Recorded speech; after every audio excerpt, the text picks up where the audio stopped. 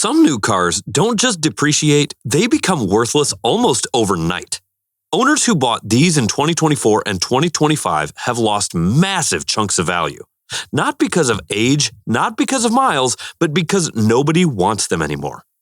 And here's the shocking part. Some of these wear badges you'd never expect to see on a list like this. Today, I'm counting down the 12 sedans with the worst depreciation in America.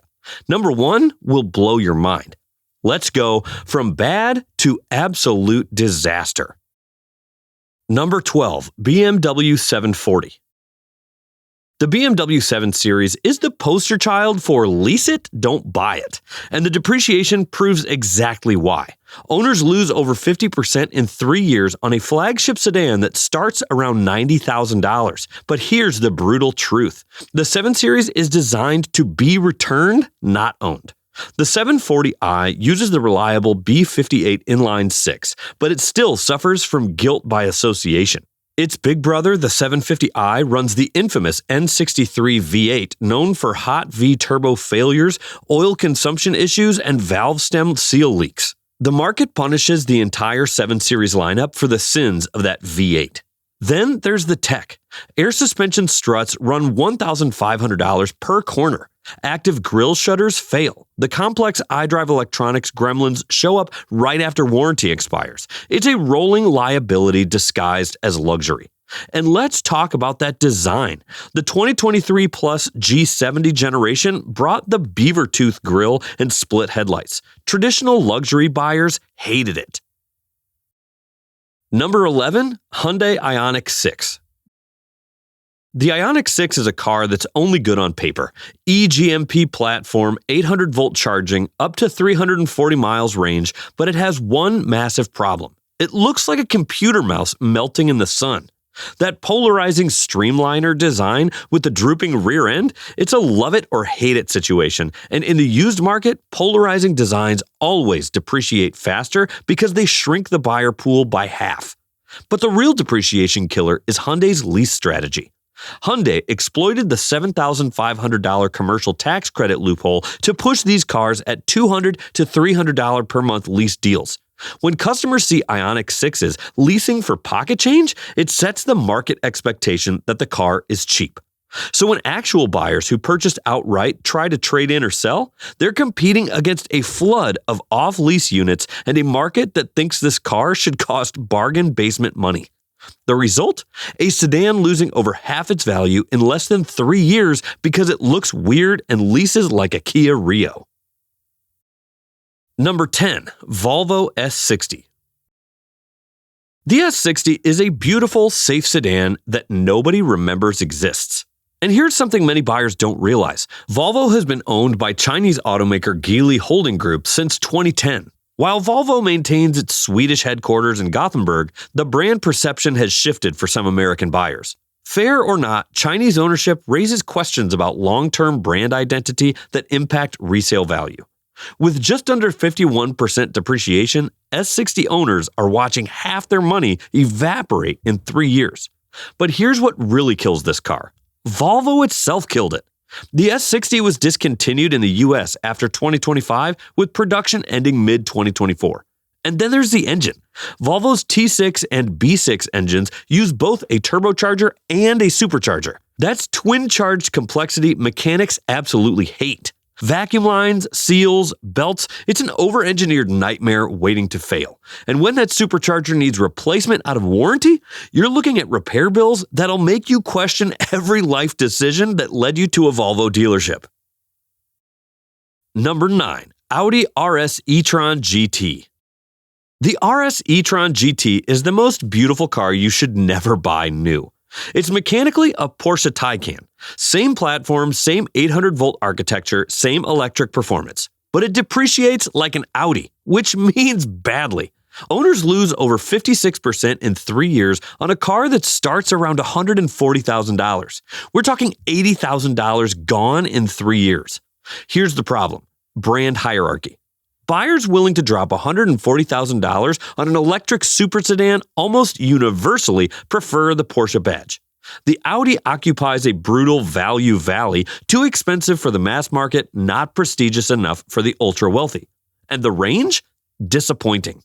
With EPA range often under 250 miles, the RS e-tron GT can't work as a primary vehicle for many buyers. It's a toy, and in a high-interest rate economy, toys are the first assets people liquidate. The result? A Porsche Taycan in a tuxedo that gets treated like disposable electronics because it wears 4 rings instead of a crest. Number 8. Genesis Electrified G80. The electrified G80 is Genesis trying to go electric without actually building an electric car, and the market is punishing them for it. Unlike the dedicated eGMP platform cars like the Ioniq 5 and 6, the electrified G80 is a gas car chassis with a battery shoehorned in. This creates real-world compromises buyers hate. First, the price. The electrified G80 is often seen as expensive, sometimes costing significantly more than the gasoline V6 model without proportional added value. Buyers look at the premium and ask, what am I really getting for that extra $15,000 to $20,000? Second, cold weather performance. Owners in northern climates report significant drops in battery efficiency when temperatures plummet. We're talking 30 to 40% range loss in cold weather. For an executive sedan that already only offers 282 miles of range, losing another 100 miles in winter makes it nearly unusable. In the EV world, range is currency. Low range equals high depreciation. Buyers cross-shopping against a Tesla Model S or Lucid Air see that 282-mile number, factor in cold weather losses, and walk away. The result? A compliance car compromise that loses over half its value because it's an electric car that still thinks like a gas car, costs too much, and can't handle winter. Number 7. Tesla Model 3. The Model 3 is the victim of its own success. There are simply too many of them. With nearly 58% depreciation, Model 3 owners are losing significant value in 3 years. But this isn't about quality, it's about supply. In 2024, Hertz started liquidating over 20,000 Tesla Model 3s from its rental fleet. That flood of high-mileage, abused units hit the wholesale market like a tsunami, dragging down values of pristine private party cars.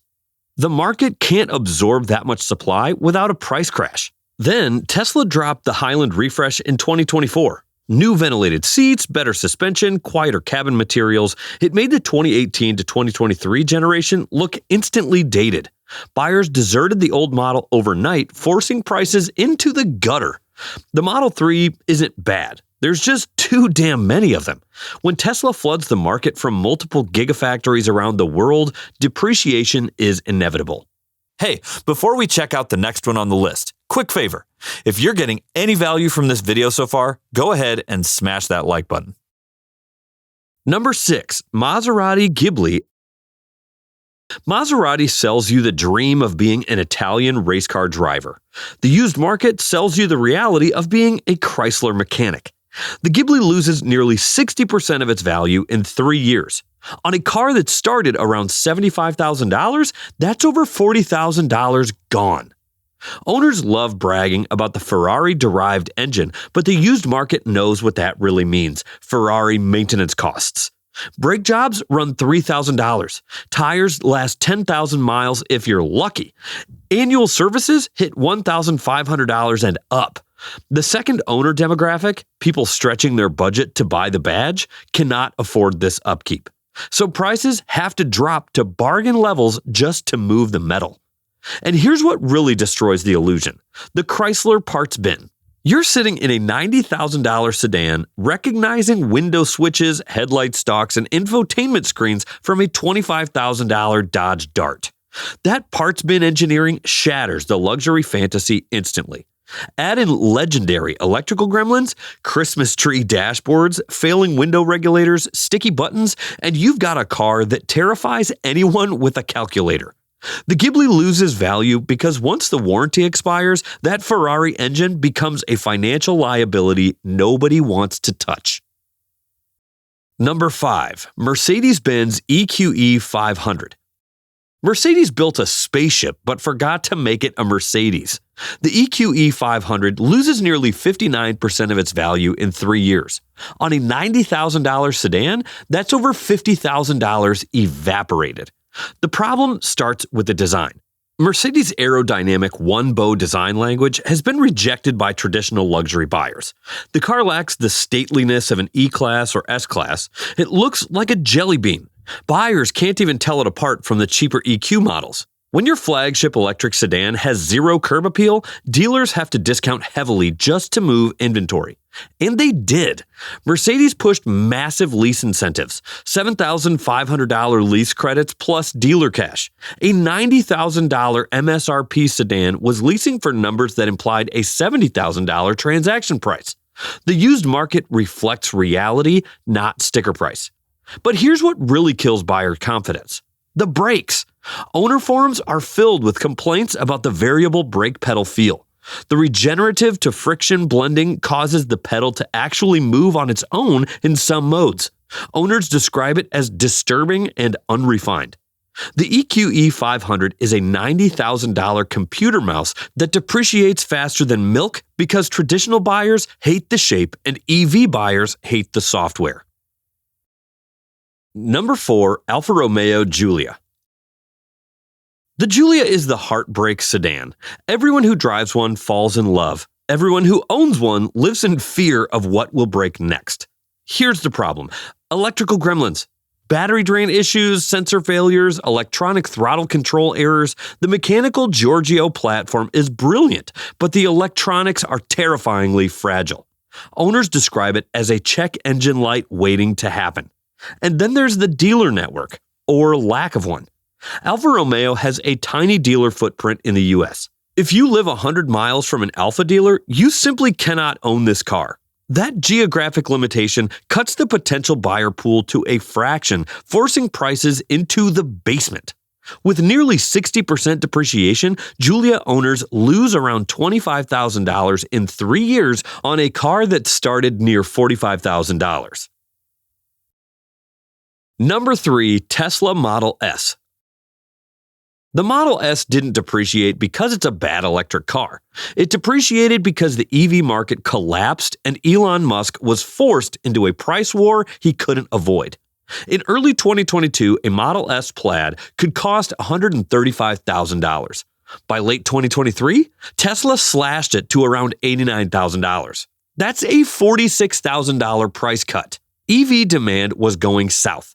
Competition from Lucid, Porsche, Mercedes, and Chinese automakers became fiercer than ever. Tesla had no choice but to slash prices just to move inventory. When Tesla drops $46,000 off the new sticker price, every used Model S instantly loses that corresponding equity. Then there's hardware obsolescence. The transition from Hardware 3 to Hardware 4 cameras and computers created a sharp devaluation tier.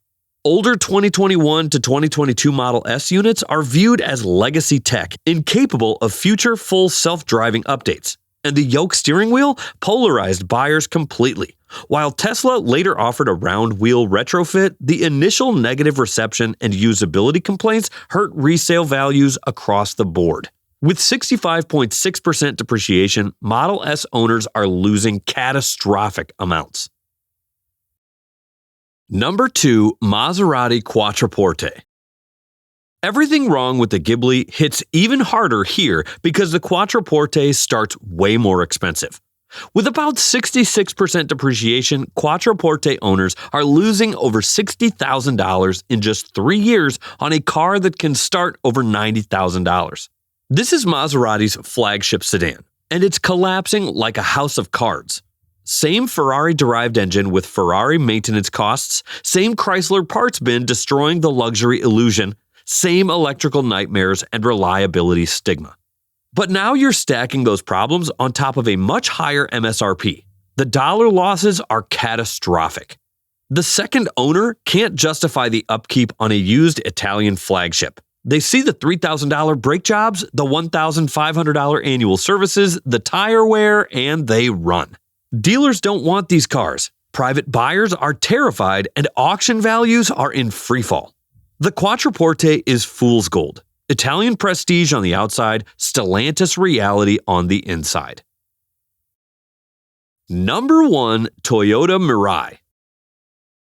This is it, the single fastest depreciating vehicle in America. The Toyota Mirai retains less than a quarter of its value after 3 years. The Mirai loses 77% of its value in 3 years. On a car that's stickered for $50,000 to $60,000, that means it's worth $11,600 to $13,900 after 3 years. So what the hell happened?